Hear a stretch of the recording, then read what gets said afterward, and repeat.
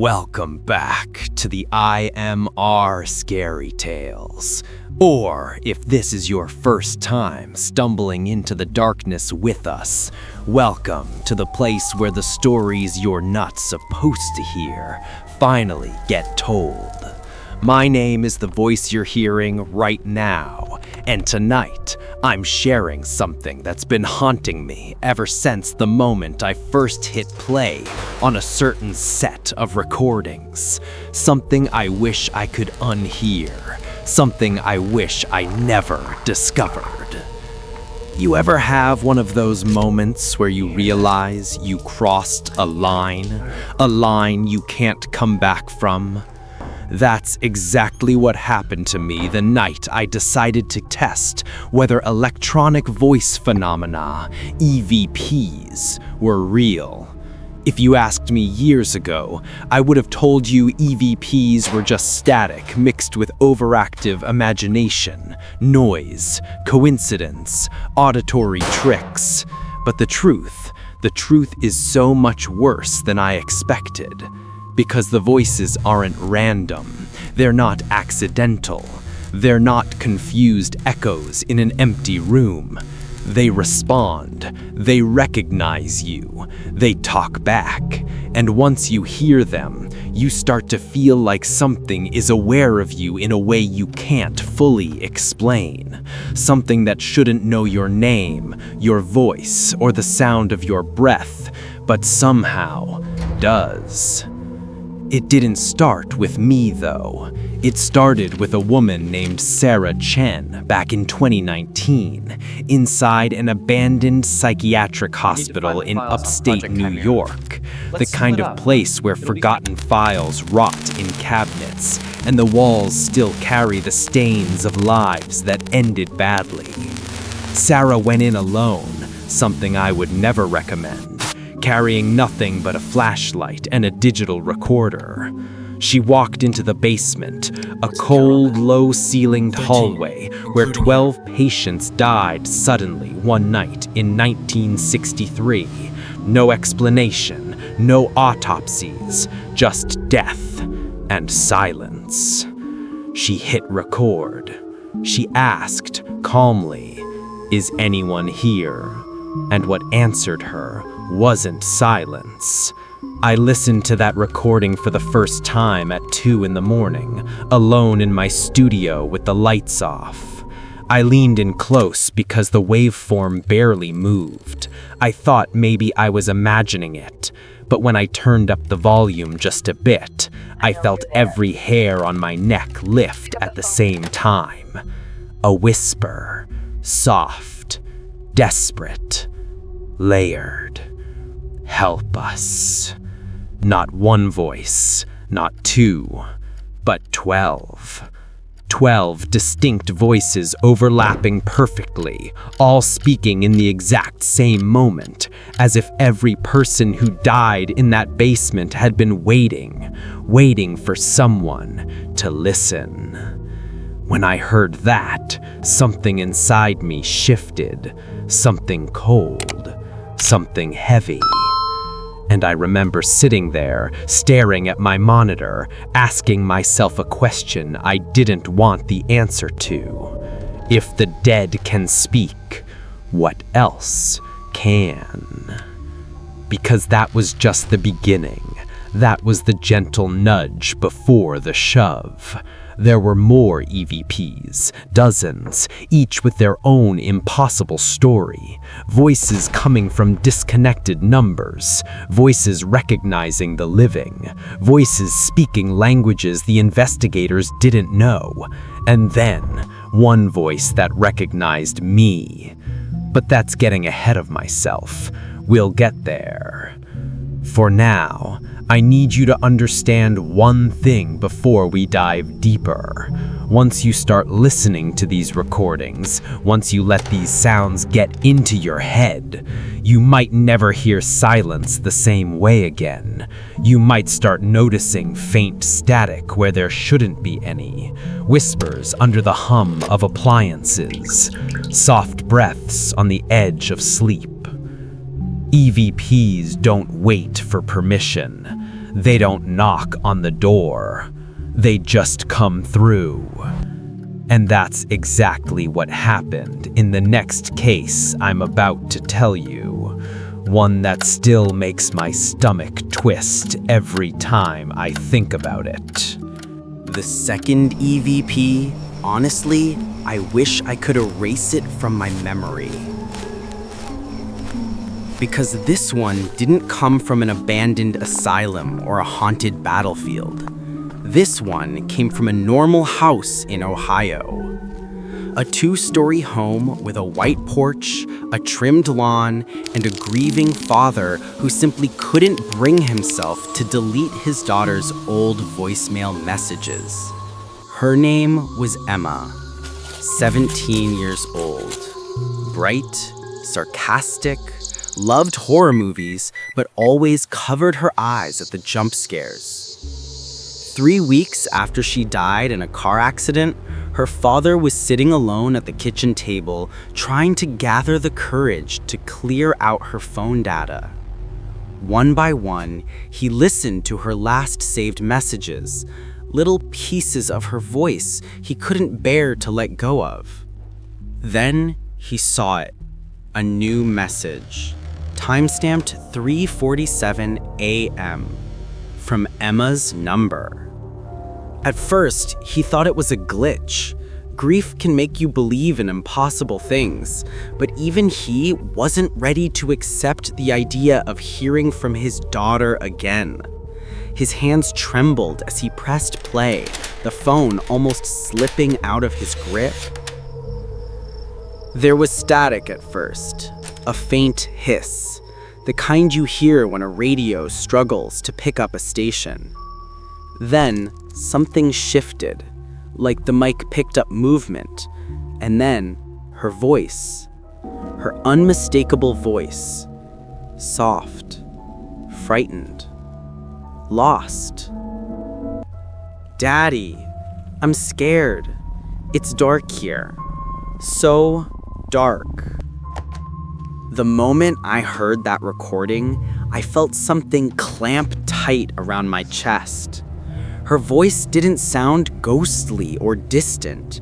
It sounded real, present, like she was calling from a place she shouldn't be, somewhere close enough for the microphone to hear her breathing. The father contacted the phone company the next day. He begged for an explanation. A glitch, a technical error, recycled data, anything. And here's the part that makes my skin crawl. The representative confirmed the message had been sent from Emma's number, a number disconnected 21 days earlier. No spoofing, no rerouting, no technical anomalies. The system logged it as a message delivered from a phone that no longer existed. I listened to that EVP over and over, trying to find a rational explanation. Maybe it was edited, maybe someone faked it, but the audio waveform told a different story. The mic wasn't picking up a pre-recorded file. It was capturing live sound, tiny breaths between words, the quiver in her voice, the trembling inhale right before she said, "Daddy." There was one part of the file that most people miss. It's barely audible unless you clean up the noise and amplify the low frequencies. I did that, and I wish I hadn't, because hidden beneath her words, beneath the fear, beneath the darkness, there was another sound. A whisper, not hers. Something behind her. Something too close. Right after she says it's dark here, you can hear it. Just a faint rasping breath, speaking a short, broken phrase. You don't belong She's here. ours. When I heard that, I slammed my headphones down so fast they almost broke, because that wasn't Emma's voice, and it wasn't the father, and it sure as hell wasn't background noise. Whatever spoke sounded old and hungry and aware of the fact that her father would be listening. EVP researchers talk about piggybacking, entities that use the voices of the dead to deliver their own messages, like parasites using familiar sounds to get your guard down. If that's what this was, then whatever spoke in that recording wasn't reaching out for help. It was claiming ownership. And after hearing that, after realizing what might be lurking just beneath the surface of these voices, I made a mistake. A big one. I decided to do my own investigation. I needed to know whether these voices were real, or if grief, fear, and superstition were playing tricks on people. But what I found, what I heard, is the reason I'm even making this episode. Because the third EVP, the one I captured personally, is the one that still keeps me awake at night. And it's coming next. The third EVP, the one I captured myself, is the reason I've been double-checking my locks every night and sleeping with the light on for the first time since I was a kid. I wasn't trying to provoke anything. I wasn't daring the dead to talk to me. Honestly, I just wanted closure. I wanted to know if all those stories were real, or if fear had simply made people hear what they wanted to hear. So last month, under a full moon that made every shadow look too sharp and too long, I went to the old cemetery just outside my town.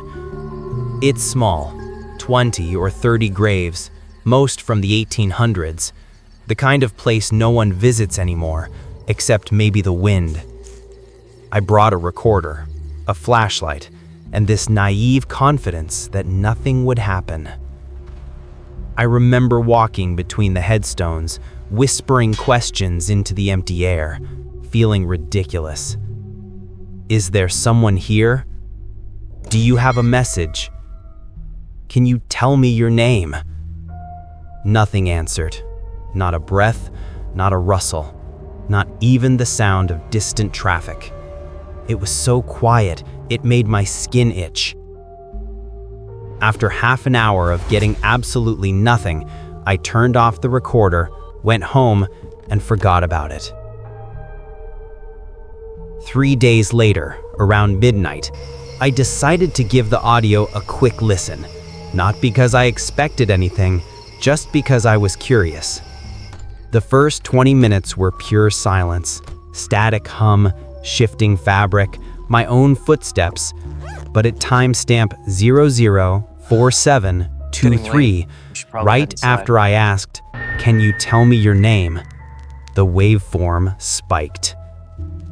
My stomach tightened. I replayed it, and that's when I heard her. A woman's voice. Soft. Calm. Too close to the mic. "I know yours." I froze. Completely. I replayed it 10 times, each time praying it would sound different, praying it would sound less real, but it didn't. The way she said it, it didn't sound like a response. It sounded like a confirmation, like she'd been waiting for me to speak, waited for me to ask. And the emphasis wasn't on the word no, it was on the word yours. As if she wasn't identifying herself, she was identifying me.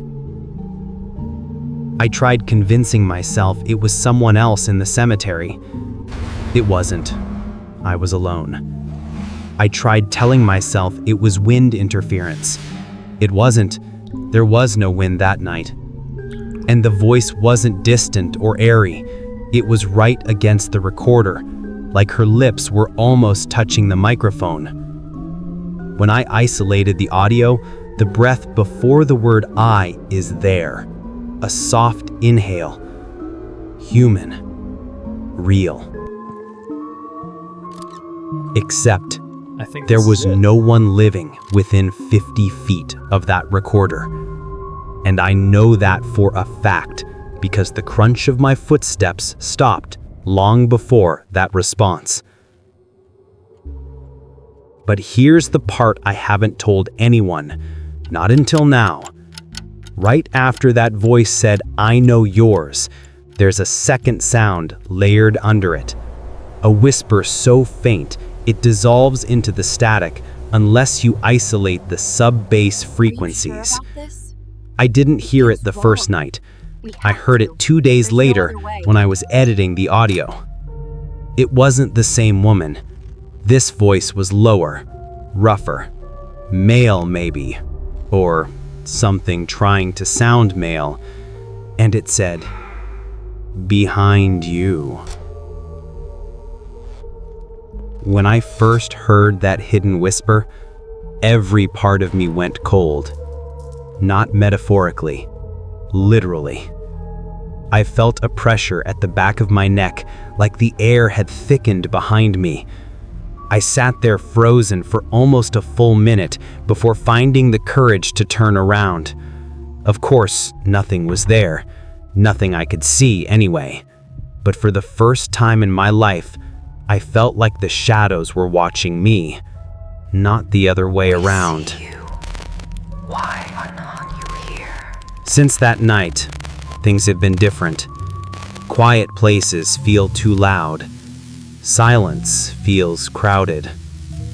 I swear sometimes when I close my eyes, I hear faint static, like my ears are remembering something my brain doesn't want to.